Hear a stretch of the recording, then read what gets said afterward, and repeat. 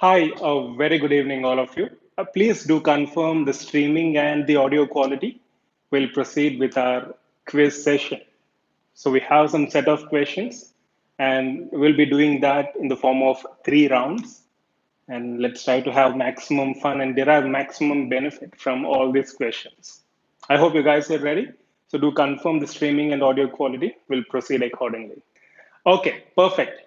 So a very good evening, all of you, and welcome to our live session. So what shall we do? Shall we discuss academic questions or general questions or both? What shall we do? I know you're going to say both. So I have framed both set of questions. So we'll have 3 rounds. Round one will discuss clinical based questions, 5 questions. Round two, basic questions, again 5. And round three, we'll discuss 5 general knowledge questions, right? So I hope you guys are ready. And let's start with our first round. By the way, we don't have any music. So if anyone has some music, you can just play it in your mind while we proceed to our first round. Okay? So scoring criteria, let's keep it in neat format itself. Right answer +4, wrong answer -1, no answer -2. If you don't answer, it's -2. Okay. So do analyze your own scores and let me know at the end of the session. Let's see what would be the maximum score. 15 questions into 4, 60 marks. Right? Yeah. Right. So we'll start with our first question. Number 2, taper on hand K file indicates 0.2 mm increase in diameter per 1 mm increase in length of file. Option B, 0.02 mm increase in diameter per 1 mm increase in length. Option C, 0.2 mm increase in diameter per 2 mm increase in length of instrument. Option D, 0.02 mm increase in diameter per 2 mm increase in length. So what does number 2 indicate in this particular context? Number 2 on hand K file. Good. So as we discussed previously, the number indicates 1/100 of diameter of a particular instrument's tip. So it represents the tip diameter in 1/100 of millimeter, as you guys are aware of. So option B is right answer. So number 2 indicates 0.02 mm increase in diameter per 100 mm increase in length of instrument. Okay. Now let's move on to the next question. So B is right answer. So why do you triturate dental amalgam? So trituration of dental amalgam will, option A, reduce the size of alloy particles. Option B, coat the alloy particles with mercury. Option C, reduce the crystal sizes as they form. Option D, squeeze the alloy particles in mercury. So what is the objective of trituration? When you triturate, you apply pressure along the walls in order to remove surface oxide layer. So the objective of trituration is to remove surface oxide layer and also to make sure that you're wetting all alloy particles with mercury, isn't it? So option B, coating the alloy particles with mercury is the right answer. Good. So option B would be more appropriate answer. Now let's move on to the next question. I'll give you 1 minute time exactly. Okay. A cartridge of a 2% lidocaine with 1:1 lakh epinephrine contains how much amount of lidocaine? 36 milligrams, 54 milligrams, 54 micrograms, 108 milligrams. So which one do you think is more appropriate answer? A cartridge of 2% lidocaine with 1:1 lakh epinephrine contains how much lidocaine? As you know, 2% means 20 milligrams of lidocaine in 1 ml of solution. So a dental cartridge contains 1.8 ml of solution, which means 1.8 into 20 milligrams, which roughly translates to, as you all rightly mentioned, option A, 36 milligrams. Okay, so a cartridge of 2% lidocaine with 1:1 lakh epinephrine contains 36 milligrams of lidocaine, right? I hope it's clear. Now, let's move on to the next question. Radiographs of pregnant patient. In fact, we discussed the same in one of our previous study club discussions. So it's a recap. Radiographs of pregnant patient should never be made, can cause fetal injury, should only be made with triple leaded aprons on the mother's lap, should be made when there is a specific need. So which one do you think is more appropriate answer? Radiographs of pregnant patient. Okay, so as we discussed previously, even I uploaded a video in YouTube where I've clearly mentioned that in case of pregnancy, radiographs are not absolute contraindications. This is very, very important. Radiographs can be taken if at all a need arises, provided we take all the necessary precautions. So should be made when there is a specific need. So even though they can or they have the potential to cause injury, depending upon risk versus benefit analysis. So depending on that, so we go with option D. So whenever there is any specific need, we go with radiographs. Okay, I hope it's clear. Now let's move on to the final question of this first round. Which of the following is most likely cause of pulpal necrosis following trauma to a tooth? Ankylosis, calcific metamorphosis, pulpal hyperemia, dilaceration. So which one do you think is more appropriate? So dilaceration, as you know, abnormal bending of roots or any part of a tooth. Ankylosis, loss of PDL leading to fusion of cementum to alveolar bone. Calcific metamorphosis leading to complete or partial obliteration of pulp canal. Pulpal hyperemia depends on the noxious stimuli that's present. So which one do you think is more appropriate? I see a variety of options. Some of you say C, some of you say D, some of you say B. Good. In case of pulpal hyperemia, so because of increased flow, there will be enhanced or elevated intrapulpal pressure. Because of this elevated intrapulpal pressure, there can be interruption to the blood flow in pulp, which can potentially lead to pulp necrosis if the noxious stimuli is not addressed, right? So consider this very, very important. In case of even reversible pulpitis, we come across this pulpal hyperemia. So which of the following is most likely cause of pulpal necrosis following trauma to a tooth? Mostly it is pulpal hyperemia because of elevated or increased intrapulpal pressure, which can lead to strangulation or, it can literally cut off the blood supply leading to necrosis. So as most of you rightly mentioned, option C is right answer. Okay. Now, so this completes our first round. So by the end of first round, we completed 5 questions out of 20. Do make a note of your scores and you can present them at the end of the session. Okay. So let's have a very quick break, 2-minute break, and then we'll proceed with our second round. Okay. Thank you guys for this little break. It's really very hot and it's really very sweating. So let's move on to our round 2. Hope you played some music in your mind in the meantime. So round 2, let's have the following questions. 5 questions from basic subjects. So first question, which of the following organelles are surrounded by double membrane? Ribosome, Golgi apparatus, lysosome, mitochondria. So which one do you think is more appropriate? A double layered, double membrane containing organelle within the cell. So as you know, we might have come across this topic in our +1 or +2 or even in our high school. So which of the following are double membrane organelle? B and D. Golgi apparatus? No. Golgi apparatus only single membrane.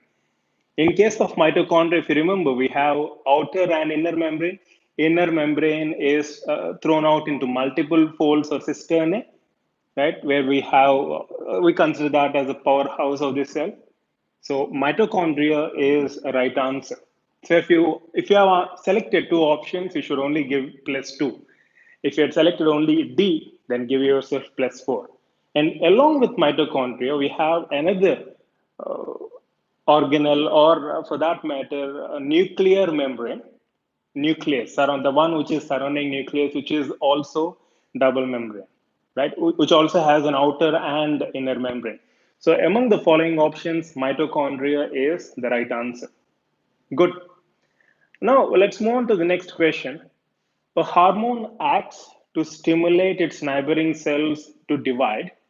The hormone would best be described as belonging to which category? So options include paracrine, autocrine, endocrine, none of the above. So which one do you think is more appropriate? The hormone which acts to stimulate its neighboring cells to divide. And this would be best described as. So autocrine is something which acts on self. So the hormone which is synthesized with particular cell or tissue is acted upon by the same. So that is autocrine. Whereas endocrine, as you're all aware of, the one which acts distally from the site of its production. So endocrine. Whereas paracrine is the one which acts adjacent or along or on the neighboring cells. Para means sidewise, right? Isn't it? So paracrine, option A is a right answer. Good. Moving on to third question, which of the following groups of microorganisms produce dipicolinic acid? Dipicolinic acid, and the options include actinomycetes, histoplasma, streptococcus, clostridium. So which one do you think is more appropriate? What is this dipicolinic acid? You might have heard of the same. So which of the following group of microorganisms produce dipicolinic acid? Actinomycetes, histoplasma, streptococcus, clostridium. Remember this way, dipicolinic acid is produced by microorganisms which have this ability to form spores. So this dipicolinic acid is produced by Clostridium because it's the only spore-forming bacteria among the given options. So Clostridium contains, spores do contain dipicolinic acid. So it's a form of resistance mechanism laid out by these spores. Heat resistance in specific. Dipicolinic acid produced by spore-forming microorganisms. So in this case, option B is right answer. Good. Now let's move on to the next question. Let's see how many of you are going to answer it right. Because we discussed the very same in the previous study club discussion. Which primary tooth generally erupts last? Mandibular second molar, maxillary second molar, maxillary canine, mandibular canine.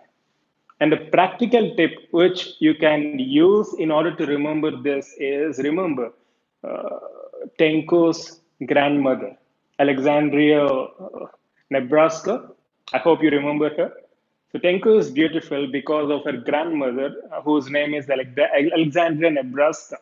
So Alexandria was born, we don't know when she was born, but Tenko gives us some clues pertaining to her date of birth by saying that she is 29 years old on 10th of November 1916. 10, 11, 1916, 29 years. So that's something which we discussed previously.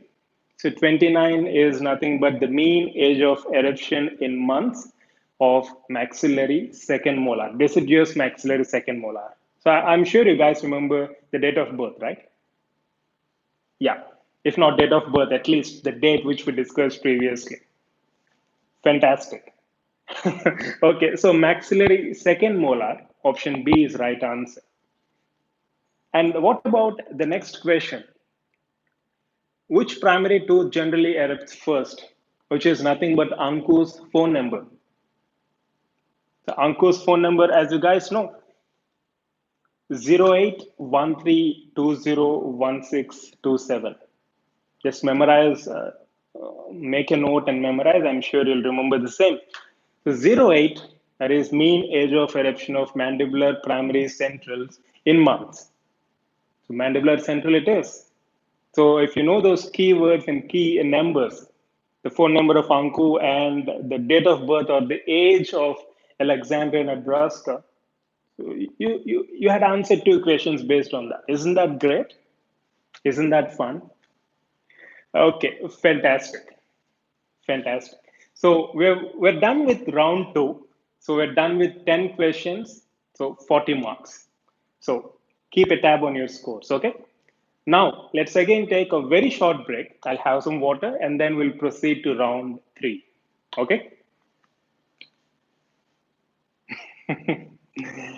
Okay. Okay. So let's start with our round three. Hope you played some music in your mind. First question in round three. Which one of the following waves are used by common TV remote control? Radio waves, lasers, infrared waves, ultrasonic waves. So which one do you think is more appropriate? So which of the following waves are used by common TV remotes? No, I'm really surprised to see that almost every one of you is giving the right answer. You definitely have a lot of general knowledge. Good. Option C is right answer. Good job. Okay, now let's move on to the next question, a challenging one. World Hypertension Day is celebrated on which date in May? If you don't answer this, I'm going to punish you very severely. We spent 3 to 4 sessions exclusively on hypertension, but we haven't discussed this. Don't blame me. You should be able to answer this. So, World Hypertension Day is celebrated on which date in May? 13th May, 17th May, 19th May, 23rd May. So it's a coincidence that even we discussed about hypertension in our live session in the month of April, I think April ending, so closer to May. Good. Yeah, 17. It is 17th May. See, it's cruel if someone gives you options which are very close. It's really cruel, but it's okay. It's demanding specific answers. It's demanding how specific you are and aware of the dates. So 17th May. Anyways, don't bother. Even if you don't know, that's absolutely fine. So 17th May, this is only for general knowledge. As we discussed, round three is general knowledge. Okay? Fantastic. So option B, 17th May is right answer. Now let's move on to the next question. So I'm sure you guys are going to answer this. This is a very latest news. So in ICC rankings, in the latest ICC rankings, of course, cricket, who stands number one? England, India, Australia, New Zealand. Now, don't say option E, Kenya. So, which one do you think is the right answer? So, in the latest ICC ranking. So, latest in the sense today is 2nd May. So, based on that, you should answer. Oh, it's May 17th is your brother's birthday, Vasundhara. Wonderful. So, do convey our wishes to your brother. Fantastic. Australia at 116 points, as far as I remember. England is number two with 115. India is number three at 114, I guess, followed by New Zealand. No, no, no. I think second is England. First is Australia with 116. Second is New Zealand. Third is India. Fourth is England. Fifth is Sri Lanka. Okay? Right. So it is Australia. Australia is the right answer. A penultimate question. Symptoms of coronavirus include, so general knowledge, again current affairs. So which one of the following is or are the symptoms of coronavirus? Shortness of breath, fever, cough, loss of taste or smell. So which one do you think is more appropriate answer?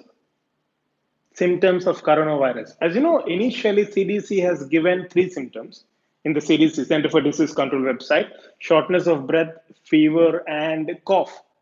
And latest, 6 new symptoms have been added, which include loss of taste or smell, chills, repeated shaking, muscle pain, headache, and sore throat. Do make a note of these points, okay? And consider this very, very important. So, along with shortness of breath, fever, and cough, we have loss of taste or smell, chills, repeated shaking with chills, muscle pain, headache, and sore throat. So all of the above is right answer. Okay. So those who said all, come on. So those who said only ABC, sorry, we cannot consider that as right answer. You can add up +3 if you answer ABC. Okay. So all of the above. So 6 new symptoms have been updated by CDC. You can find the same in CDC website. Okay. Now let's move on to the final question of round three, general knowledge based. How many moons does Mars have? Because the future of humanity, we might start colonizing in Mars. I have high hopes on Elon Musk and Jeff Bezos. So how many moons does Mars have? 1, 2, 3, 4. So which one do you think is the right answer? So Earth has one moon, right? So I'm sure Earth has only one moon, whereas Mars has two moons, Phobos and Deimos. Phobos means fear. Demos in Greek means panic. PD, Phobos and Deimos. Right? So Mars has two moons. I'm not sure how you guys answered it so accurately. Heads off. Don't say Google. So these are some of the questions which I wanted to highlight in this particular session. I'm really sorry for the initial interruption, but later on, I got some hold on how to use this particular device. So next time when we plan image-based discussion, which we'll have next week, upcoming week, so it's just like a practice for me using these remotes. I think the issue is with the infrared rays. I was using it fine, but there was some issue with infrared rays at the beginning of the session. So I think that has to be blamed. Okay, guys. So do post your answers, and we'll spend some time interacting with you, and then we'll conclude the session. I hope you enjoyed this session. I hope the questions were informative. Learning, of course, is fun. And you have any questions, any doubts whatsoever, you're most welcome to get back through mail at proudtobedentist@gmail.com. Right? So wish you all the best. Love you all. Take care. Yeah, you guys can post answers. I mean, you guys can post your scores out of 60. So we had 3 rounds, 5 questions each, 15 fours, 60. Wrong answer -1, no answer -2. I really wish to see uh, your scores because I want to see how diverse the scores are. By the way, my score is 1 out of 60. So as I keep on telling you every session, my score will be minimum. So mine is 1 out of 6. Oh, I see 59 scores, 59, 31, 54, 52, 45, 59. I think you might have lost some points in round 3. Don't worry. This is only for fun. We'll at least try to incorporate one of such quiz sessions every week so that we can have a different dimension of learning. What do you guys say? But next time, I'm going to promise you that there won't be any issues like pulling of the plug, issues with infrared. Okay. So I will try and learn how to use the devices much better, and I'll get back to you next time with even better efficiency. So 45, 52, 50, 32. Okay. Okay, fantastic. So it was really fun interacting with all of you and having these diverse questions, including general knowledge questions. So I thoroughly enjoyed the session. I hope you guys enjoyed as well. And for any feedback or for any assistance, you're more than welcome to get back through mail. So eat well, sleep well. You have nothing to worry about. Just focus on the task at hand. And as I mentioned yesterday in one of the general sessions, it's the overthinking. It's our overthinking which usually lands us in several problems, unnecessary, unwanted problems. Let's stop overthinking. Let's focus on the task at hand. I'm sure everything falls in place, everything sets right by itself. So believe in yourself, work hard, work consistently, enjoy what you're doing, and focus on the task at hand. That's it. Right? So wish you all the best. Love you all. And I'll see you again tomorrow at 11 a.m. Minute Standard Time. I'll update you the timings accordingly. Okay? So take care. Good night.